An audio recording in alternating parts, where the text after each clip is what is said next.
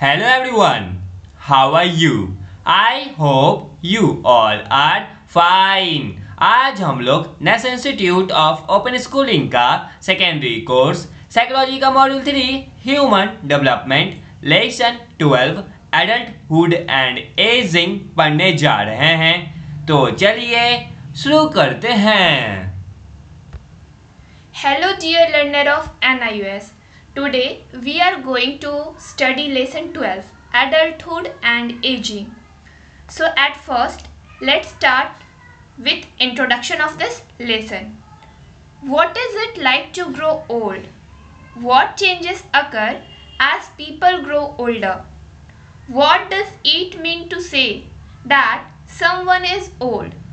These are some of the questions which come to our mind when we see or meet an aged person. We find that our parents do not behave as we do. The kind of images which normally come to our mind when we hear the word adult and aging are responsibility, stability, forgetfulness, and sometimes poor health. We view the older years as a stage in life when people become more dependent on others. Are these stereotypes or myths? तो इस lesson में हम लोग basically adulthood और ageing के बारे में पढ़ने वाले हैं कि जो उम्रदराज लोग हो जाते हैं, जो वृद्ध हो जाते हैं, तो उनको कैसे रहना है। मीन्स वो ज़्यादा दूसरों पे डिपेंडेंट होते हैं या खुद से अपनी काम को करते हैं। बूढ़ा होना कैसा होता है? हमारे इस चैप्टर का जो इंट्रोडक्शन उसमें पहला क्वेश्चन क्या है कि बूढ़ा होना कैसा होता है। जब लोग बूढ़े हो जाते हैं तो उनमें से कौन कौन सी चेंजेस आती है, कौन कौन से उनमें बदलाव आता है, जैसे कि उनके बिहेवियर से रिलेटेड हो गया या फिर उनके वर्क को लेकर के हो गया कि वो किस टाइप का काम कर पाएंगे या नहीं कर पाएंगे। अगर कोई बूढ़ा हो गया है तो हम लोग इस बात से क्या बताना चाहते हैं कि हाँ, जो आदमी है वो वृद्ध हो चुके हैं। तो इससे हम लोग क्या साबित करना चाहते हैं? ऐसे बहुत सारे क्वेश्चंस हमारे माइंड में आते हैं जब हम लोग किसी एज्ड पर्सन को देखते हैं या उनसे मिलते हैं। हम लोग देखते हैं कि जैसा हम बिहेव करते हैं वैसे हमारे पेरेंट्स बिहेव नहीं करते हैं। क्यों नहीं करते? बिकॉज उनके ऊपर बहुत सारी रिस्पॉन्सिबिलिटीज़ होती है। वो बच्चों जैसा बिहेव तो नहीं कर सकते और बच्चे बड़ों के जैसा बिहेव नहीं कर सकते। हम लोगों के मन में बहुत सारी ऐसी छवि उभरती है बूढ़ों को लेकर के। जब हम लोग एडल्ट या एजिंग वर्ड को सुनते हैं, जब एडल्ट और एजिंग वर्ड को हम लोग जब सुनते हैं तो उसके साथ साथ रिस्पॉन्सिबिलिटी विच मीन्स जिम्मेदारी, स्टेबिलिटी विच मीन्स स्थिरता, फॉरगेटफुलनेस मीन्स किसी को क्षमा कर देना, and sometimes poor health means कभी कभी हम लोग देखते हैं कि जब वृद्ध लोग होते तो उनका जो हेल्थ होता है हमेशा खराब रहता है। ये सब हम लोगों के माइंड में बातें भी आती है। हम लोग देखते हैं क्या कि जब कोई भी एज पर्सन है तो वो ज़्यादा डिपेंडेंट हो जाते हैं दूसरों पे। तो ये जो बातें हैं वो स्टीरियोटाइप से या फिर मिथ से। चलिए हम लोग इस बात में आज डिफरेंस देखेंगे कि ये जो भी बातें हैं वो कहने के लिए है या फिर कुछ इससे अलग जो वृद्ध लोग हैं वो काम को करके कुछ अलग साबित कर सकते हैं। When we look into our society today, we notice that the segment of older population is growing. It has been estimated that by the year 2021, a major portion of the world's population will be in the category of the aged people. Becoming adult and growing old is a biological process, but many other developments also take place along with it. You will study about these changes in this lesson. This lesson will also help you understand the value of the aged people in the society and relating to them in a better way. जब हम लोग अपने society में देखते हैं तो हम लोग क्या नोटिस करते हैं कि हम लोगों का जो पॉपुलेशन है उसमें से जो कुछ सेगमेंट है वो ओल्डर में है, मीन्स वो वृद्ध हो चुके हैं। और ये अनुमान लगाया गया है कि वर्ष 2021 तक आते आते एक मेजर पोर्शन वर्ल्ड का एज पीपल की कैटेगरी में चेंज हो जाएगा। इसका मतलब क्या हो गया? इसका मतलब यह हुआ कि 2021 आते आते तक वर्ल्ड का जो एक मेजर पोर्शन है उसमें जो वृद्ध लोग हैं, वो वृद्ध में तब्दील हो जाएंगे, मीन्स बूढ़े हो जाएंगे। एडल्ट होना, ओल्ड होना, ये कैसा एक प्रोसेस है? बायोलॉजिकल प्रोसेस है। और वृद्ध होने के साथ साथ बहुत सारे डेवलपमेंट्स भी उनमें आते हैं। आप उन चेंजेस के बारे में इस लेसन में पढ़ोगे कि जब कोई व्यक्ति वृद्ध होता है तो उसके साथ कौन कौन से चेंजेस होते हैं। ये लेसन आपको समझने में हेल्प करेगा कि जो भी वृद्ध लोग हैं उनकी हमारे समाज में क्या वैल्यू है और आपको उनसे रिलेट करने में हेल्प करेगा। देखिए, जो वृद्ध लोग होते हैं उनके पास ज़्यादा विजडम होता है और ज़्यादा एक्सपीरियंस होता है, तो उनका तो सच में बहुत ही अलग लेवल का, ऊपर वाला एकदम लेवल का हम लोग देखेंगे तो उनका वैल्यू हमारे सोसाइटी में होगा। हम लोग इस चीज़ को क्लियर करेंगे इस लेसन को पढ़ करके। Section 12.1 the adulthood stage. हम लोग एडल्टहुड स्टेज के बारे में देखेंगे। We are often told by our elders to act according to our age. Have you ever wondered what this means? There seem to be certain normative expectations about how individuals of a certain age should act. The period of adulthood is marked by society's expectations of performing one's duty as an adult. Some special role and relationships like family and career are the major milestones of adulthood. This spurt of growth during adolescence stabilizes by adulthood and the individual looks forward to more concrete roles in the society. Our capabilities and behaviors continue to change as we grow older, not only because of the biological growth but also because of our knowledge and the way we interact with environment. In the Indian tradition, the period of adulthood refers to Grihastha Ashram. During this stage, an individual enters the social life and accepts responsibilities of family, marriage, and entering into one's career. The stage of adulthood has the following subperiods: young adulthood, 20s to 30s, middle adulthood, 40s to 50s, and later adulthood, 60s and above. Let us understand the various characteristics of each of these subperiods. हम लोग अपने बड़ों से क्या कहते हुए सुने कि हम लोगों को अपने एज के अकॉर्डिंग ही बिहेव करना चाहिए, मीन्स हमारा जैसा एज है उस हिसाब से हमें अपना बिहेवियर रखना चाहिए। आपने अभी कभी यह सोचा है कि ऐसा जो बड़े लोग हैं वो कहते क्यों हैं?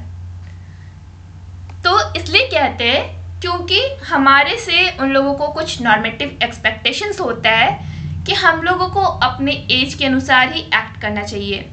ये जो एडल्टहुड का पीरियड होता है वो सोसाइटीज़ के एक्सपेक्टेशन से स्टार्ट होता है। जब आप एडल्टहुड के स्टेज में एंटर करते हैं तो जो सोसाइटी है आपकी आपसे बहुत सारे एक्सपेक्टेशंस रखते हैं कि आप अपनी जो ड्यूटी है वो एक एडल्ट की तरह परफॉर्म करें। कुछ स्पेशल रोल्स होते हैं, कुछ स्पेशल रिलेशनशिप्स होते हैं इस स्टेज में, जैसे कि फैमिली, कैरियर। ये एक एडल्टहुड का माइलस्टोन्स है। जिस प्रकार से आप ग्रो करते हैं एडोलेसेंस के दौरान, इसमें आपका एडल्टहुड आता है और आप आगे की ओर देखते हो कि आपको कौन से ऐसे रोल है जो आपको सोसाइटी में निभाने हैं, आपको कौन से ऐसे ड्यूटी को परफॉर्म करना है सोसाइटी के लिए।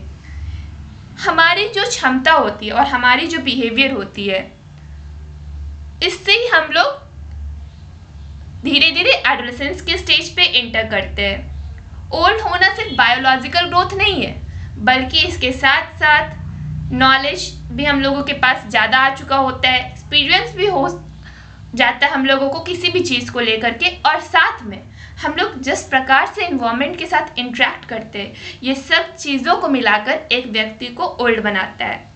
सिर्फ बायोलॉजिकल प्रोसेस नहीं कि रिंकल्स आ गए, वृद्ध हो गई ये व्यक्ति, ऐसा नहीं होता है।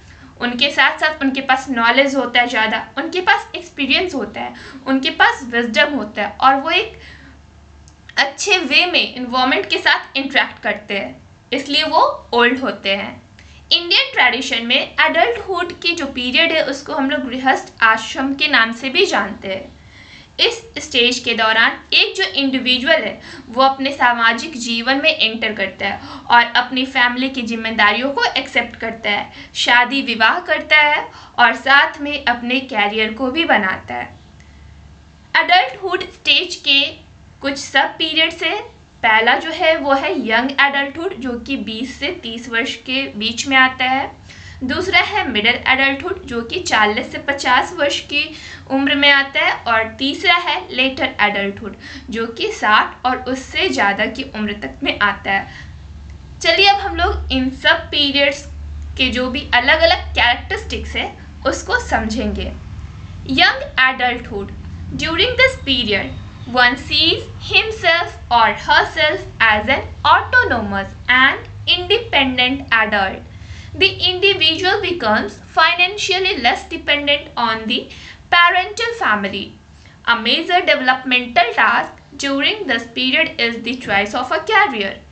Young men and women tend to settle down in a career of their choice. In addition, a young adult tries to settle down and start the family life. They are also concerned about various social issues and forming close relationships with one's professional peers and members of community. The duties of a person demand twofold responsibilities which are towards oneself as well as the society. Young adulthood के period के दौरान जो भी व्यक्ति adulthood में stage करता है वो इस समय ऑटोनोमस मीन्स खुद पे वो ज़्यादा निर्भर रहता है, वो इंडिपेंडेंट हो जाता है और साथ में वो फाइनेंशियली मीन्स आर्थिक रूप से अपने पेरेंटल फैमिली यानी कि माता पिता पे बहुत ही कम निर्भर रहता है। जैसे कि बचपन की बातें करें तो जो भी चीज़ें हैं चाइल्डहुड के एज में वो कौन हम लोगों का पूरा करता है, जो भी नीड है वो हमारे माता पिता करते हैं। लेकिन जब यंग एडल्टहुड के स्टेज में कोई एंटर करता है तो वो लेस डिपेंडेंट हो जाता है, मीन्स उसकी जो ज़रूरतें हैं वो कुछ हद तक खुद से फुलफिल करना स्टार्ट कर देता है। एक मेजर डेवलपमेंटल टास्क इस पीरियड का क्या है? Choice of a career, means यही पीरियड होता है जब कोई एडल्ट अपने कैरियर को चूज करता है कि उसको कौन से कैरियर को अपनाना है, कौन सा जॉब करना है। जो यंग वुमेन या फिर मैन जो है वो अपने कैरियर को सेट करते हैं, अपने चॉइस के कैरियर को, ठीक है। इन सब के अलावा जो एक यंग एडल्ट है वो अपने फैमिली की लाइफ को भी सेटल करने की कोशिश करते हैं। वो कंसर्न्ड होते हैं अलग अलग सामाजिक मुद्दाओं को लेकर के, साथ में जो भी उनका एक अपना रिलेशनशिप होता है प्रोफेशनल पीयर्स और कम्युनिटी के मेंबर्स के साथ। एक जो पर्सन है उसका ड्यूटी क्या होता है यंग एडल्टहुड में? उसके दो फोल्ड रिस्पॉन्सिबिलिटीज है, मीन्स उनकी दो जिम्मेदारियां होती है। कौन कौन सी? एक खुद के प्रति और दूसरी जो जिम्मेदारी है वो उनके सोसाइटी के प्रति होती है। The stage of young adulthood is characterised by new task and challenges in life such as establishing financial and emotional independence and entering into marital relationship. Unemployment and marital discord are two typical crisis conditions during early adulthood. According to Erickson, this period is characterized by a crisis of intimacy versus isolation. The young adults must develop the ability to form deep, intimate relationship with others, particularly in marriage. Otherwise, they can become socially and emotionally isolated. Most young adults develop a dream of future accomplishments or a vision of what they want to achieve as a life goal. Such dreams motivate young adults towards goal-directed efforts. Occupational and marital choices and gaining social and economic independence are some major tasks of early adulthood. Very often, during the early 30s, individuals make a reappraisal of their choices and seek to make specific changes in their career choice and social relations. These experiences are described as age 30 transition. तो जो young adulthood का stage होता है उसमें नए नए task मिलते हैं, नए चैलेंजेस आते हैं आपके लाइफ में, जैसे कि आपको किस प्रकार से आर्थिक रूप से अपने आप को स्टैब्लिश करना है, साथ में आप इमोशनल इंडिपेंडेंस होते हो और आपका इस एज तक आते आते वैवाहिक संबंध बन जाते हैं, मीन्स आप शादी कर चुके होते हैं। इस पीरियड का जो सबसे बड़ा क्राइसिस कंडीशंस है वो क्या है? अनएम्प्लॉयमेंट मीन्स बेरोजगारी। बहुत सारे ऐसे एडल्टहुड होते हैं जो कि उस टाइम तक उनको जॉब नहीं मिल पाता, और साथ में मैरिटल डिस्कॉर्ड मीन्स क्या होता है? वैवाहिक जीवन में संकट आना, मीन्स आपका जो वैवाहिक रिलेशनशिप है वो अच्छा नहीं चल रहा हो। ये दो ऐसे कंडीशन है अर्ली एडल्टहुड में जैसे जो ज़्यादातर एडल्ट होते हैं वो परेशान होते हैं। एरिक्सन के अनुसार क्या है कि एक ऐसा पीरियड है जिसमें जो भी एडल्ट है वो इंटीमेसी वर्सेस आइसोलेशन से जूझ रहे होते हैं। मतलब क्या? इंटीमेसी मतलब क्लोज रिलेशनशिप, आइसोलेशन मीन्स क्या होता है? एकांत जीवन व्यतीत करना। यानी कि एरिक्सन जी बोलते क्या है कि यह वह पीरियड होता है जब कोई एडल्ट किसी के साथ क्लोज रिलेशनशिप में आता है या फिर वो किसी वजह से आइसोलेशन में चला जाता है। एक यंग एडल्ट के पास एबिलिटी होती है कि वो एक डीप इंटीमेट रिलेशनशिप को डेवलप कर सके, पार्टिकुलरली किसमें? मैरिज में, मीन्स अपने शादीशुदा जिंदगी में। अदरवाइज वो क्या हो जाएंगे? सोशली और इमोशनली आइसोलेटेड हो जाएंगे, मीन्स वो सामाजिक रूप से एकांत पड़ जाएंगे। जो ज़्यादातर यंग एडल्ट्स होते हैं वो एक ड्रीम को डेवलप करते हैं। हमें भी पता है कि जितने भी एडल्ट्स होते हैं उनके खुद के ड्रीम होते हैं, वो ड्रीम देखते हैं और वो अपने फ्यूचर एकम्प्लिशमेंट्स मीन्स अपने फ्यूचर के बारे में सोचते हैं। उनका फ्यूचर का नज़रिया होता है कि वो अपने लाइफ में कौन से गोल को अचीव करना चाहते हैं। ऐसे जो ड्रीम्स होते हैं वो यंग एडल्ट्स को मोटिवेट करते हैं आगे बढ़ने के लिए, मीन्स वो उस गोल को अचीव कर ले। यही जो ड्रीम्स होता है वो उनको मोटिवेट करते हैं। Occupational and marital choices means job से रिलेटेड चॉइस या फिर शादीशुदा जिंदगी से रिलेटेड जो चॉइस होता है वो उनको हेल्प करता है सोशल और इकोनॉमिक इंडिपेंडेंस गेन करने में और अर्ली एडल्टहुड के टास्क को फुलफिल करने में।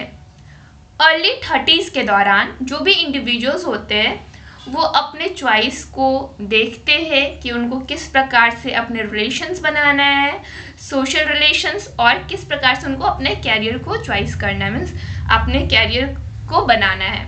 ये जो भी एक्सपीरियंसेस होते हैं उसको हम लोग दूसरे नाम से भी जानते हैं, जैसे हम लोग बोलते हैं एज 30 ट्रांजिशन, मीन्स ये 30 एज तक ये सारे एक्सपीरियंसेस उनको मिल जाते हैं। Now we are going to study about characteristics of young adulthood.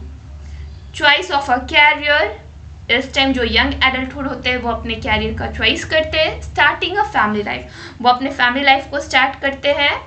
Forming close relationship with peers, वो एक क्लोज रिलेशनशिप्स अपने ग्रुप के साथ बनाते हैं। कंसर्न्स अबाउट सोसाइटी, अपने समाज के प्रति भी वो कंसर्न रहते हैं। Do it yourself. Meet two adults, a male and a female. Ask them to describe their roles and responsibilities. Record their descriptions and your own description. Compare and discuss with your peers and tutor.